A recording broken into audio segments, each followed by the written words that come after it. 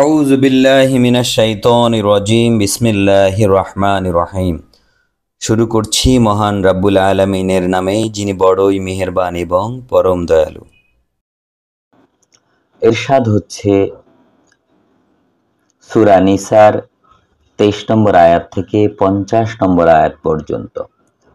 তোমাদের জন্য নিষিদ্ধ করা হয়েছে তোমাদের মা, মেয়ে, বোন, ফুপু, খালা, ভাইয়ের মেয়ে, ভাগ্নে, দুধ মা, দুধ বোন, শাশুড়ি ও তোমাদের স্ত্রীদের মধ্যে যার সাথে সহবাস হয়েছে তার পূর্ব স্বামীর ঔরসে তার গর্ভজাত মেয়েরা, যারা তোমার কোলে আছে অথবা যাকে তুমি লালন পালন করছ।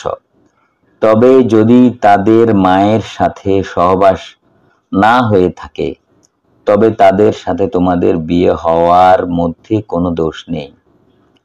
আর তোমাদের জন্য তোমাদের ঔরসজাত পুত্রের স্ত্রী ও দুই বোনকে একসঙ্গে বিয়ে করা নিষিদ্ধ করা হয়েছে। পূর্বে যা হয়ে গেছে তা হয়ে গেছে। আল্লাহ তো ক্ষমাশীল, পরম দয়ালু। আর নারীদের মধ্যে তোমাদের অধিকারভুক্ত দাসী ছাড়া সকল সধবা তোমাদের জন্য নিষিদ্ধ। তোমাদের জন্য এটা আল্লাহর বিধান। উল্লিখিত নারীরা ছাড়া আর সকলকে ধন সম্পদ দিয়ে বিয়ে করা বৈধ করা হলো, ব্যভিচারের জন্য নয়। তাদের মধ্যে যাদেরকে তোমরা উপভোগ করবে তাদেরকে নির্ধারিত মোহর দেবে। মোহর নির্ধারণের পর কোনো বিষয়ে পরস্পর রাজি হলে তাতে তোমাদের কোনো দোষ নেই। নিশ্চয়ই আল্লাহ সর্বজ্ঞ, তত্ত্বজ্ঞানী। আর তোমাদের মধ্যে কারো স্বাধীন বিশ্বাসী নারী বিয়ে করার সামর্থ্য না থাকলে তোমরা তোমাদের অধিকারভুক্ত দাসী বিশ্বাসী যুবতী বিয়ে করবে। আল্লাহ তোমাদের বিশ্বাস সম্বন্ধে ভালো করেই জানেন। তোমরা একে অপরের সমান, সুতরাং তোমরা তাদের মালিকদের অনুমতি নিয়ে তাদেরকে বিয়ে করবে। আর তারা যদি ব্যভিচার না করে বা উপপত্তি না নিয়ে সৎ চরিত্রের হয় তবে তাদেরকে ন্যায়সঙ্গতভাবে মোহর দেবে।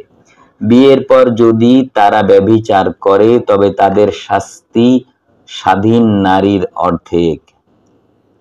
তোমাদের মধ্যে যারা ব্যভিচারকে ভয় করে এটা তাদের জন্য, আর তোমরা ধৈর্য ধরলে তো তোমাদের জন্য কল্যাণকর। আল্লাহ ক্ষমাশীল, পরম দয়ালু। হিতাহিত নির্দেশ দিতে আর তোমাদেরকে ক্ষমা করতে আল্লাহ তোমাদের পূর্ববর্তীদের চরিত কথা তোমাদের কাছে পরিষ্কার করে বলতে চান। বস্তুত আল্লাহ সর্বজ্ঞ, তত্ত্বজ্ঞানী। আল্লাহ তোমাদেরকে ক্ষমা করতে চান, আর যারা কামনা বাসনার অনুসরণ করে তারা চায় তোমরা ভীষণভাবে পথভ্রষ্ট হও। আল্লাহ তোমাদের ভার হালকা করতে চান। মানুষ সৃষ্টিগতভাবেই দুর্বল। হে বিশ্বাসীগণ, তোমরা একে অপরের সম্পত্তি অন্যায়ভাবে গ্রাস করো না। তোমরা অবশ্য পরস্পর রাজি হয়ে ব্যবসা করতে পারো, আর তোমরা নিজেদেরকে হত্যা করো না। আল্লাহ তো তোমাদের প্রতি দয়ালু।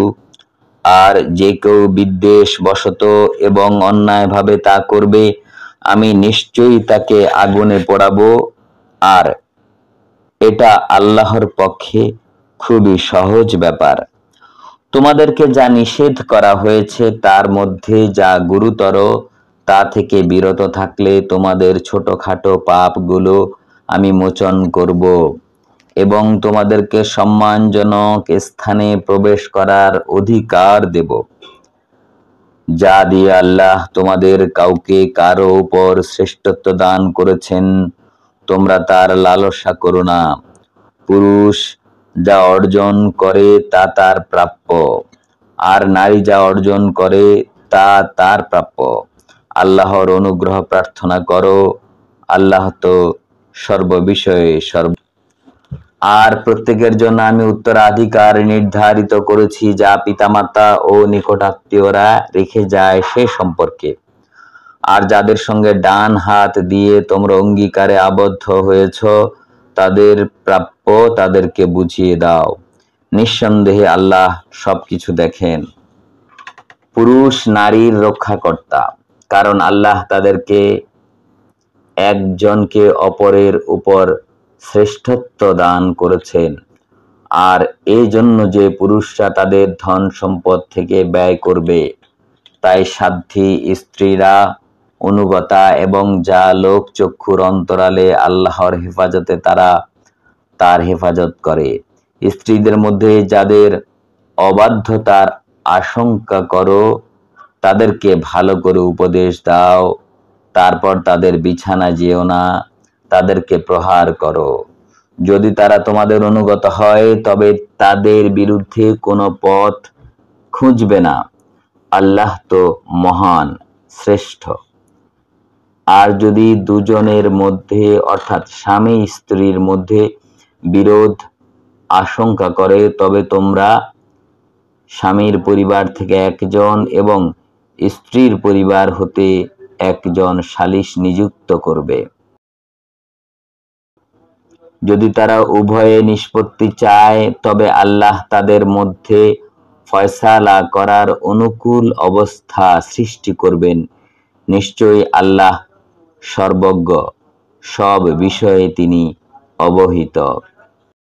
তোমরা আল্লাহর উপাসনা করবে এবং কোনো কিছুকে তার শরীক করবে না, এবং পিতামাতা, আত্মীয় স্বজন, পিতৃহীন, অভাবগ্রস্ত, নিকট প্রতিবেশী ও দূর প্রতিবেশী, সঙ্গী সাথী, পথচারী এবং তোমাদের অধিকারভুক্ত দাসবাসীদের প্রতি সৎ ব্যবহার করবে। নিশ্চয়ই আল্লাহ দাম্ভিক ও অহংকারীকে ভালোবাসেন না। যারা কৃপণতা করে এবং মানুষকে কৃপণতার দিকে দেয় এবং আল্লাহ নিজ অনুগ্রহে তাদেরকে যা দিয়েছেন তা গোপন করে, আর আমি অবিশ্বাসীদের জন্য অপমানজনক শাস্তি প্রস্তুত করে রেখেছি। আর যারা লোক দেখানোর জন্য তাদের ধন সম্পদ ব্যয় করে এবং আল্লাহ এবং শেষ দিনে বিশ্বাস করে না, আর শয়তানও কারো সঙ্গী হলে সে সঙ্গী কতই না জঘন্য। তারা আল্লাহ এবং শেষ দিনে বিশ্বাস করলে আর আল্লাহ তাদেরকে যা দিয়েছেন তা থেকে ব্যয় করলে তাদের কি ক্ষতি হতো, আল্লাহ তাদেরকে ভালোভাবেই জানেন। আল্লাহ অনুপরিমাণ জুলুম করেন না, অনুপরিমাণ পুণ্যকর্ম হলেও আল্লাহ তাকে দ্বিগুণ করে দেন এবং নিজের থেকে মহাপুরস্কার দান করেন। তখন তাদের কি অবস্থা হবে যখন আমি প্রত্যেক সম্প্রদায় থেকে একজন সাক্ষী উপস্থিত করব এবং তোমাকেও তাদের সাক্ষী হিসেবে উপস্থিত করব। যারা অস্বীকার করেছে ও রসূলের অবাধ্য হয়েছে তারা সেদিন মাটির সাথে মিশে যেতে চাইবে, আর তারা আল্লাহর কাছ থেকে কোনো কথাই গোপন করতে পারবে না। হে বিশ্বাসীগণ, তোমরা নেশাগ্রস্ত অবস্থায় নামাজের কাছে যেও না, যতক্ষণ না তোমরা কি বলছো তা বুঝতে পারো, আর পথে চলার সময় ছাড়া অপবিত্র অবস্থাতেও নয়, যতক্ষণ পর্যন্ত না তোমরা গোসল করো।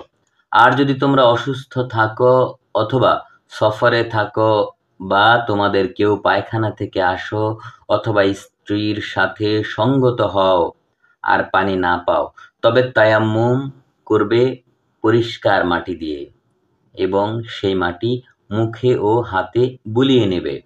আল্লাহ নিশ্চয়ই পাপ মোচনকারী এবং ক্ষমাশীল।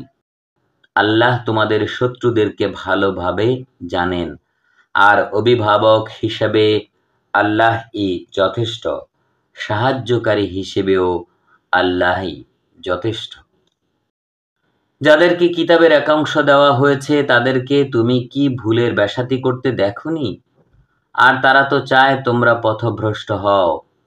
আল্লাহ তোমাদের শত্রুদেরকে ভালোভাবে জানেন, আর অভিভাবক হিসেবে আল্লাহই যথেষ্ট, সাহায্যকারী হিসেবেও আল্লাহই যথেষ্ট।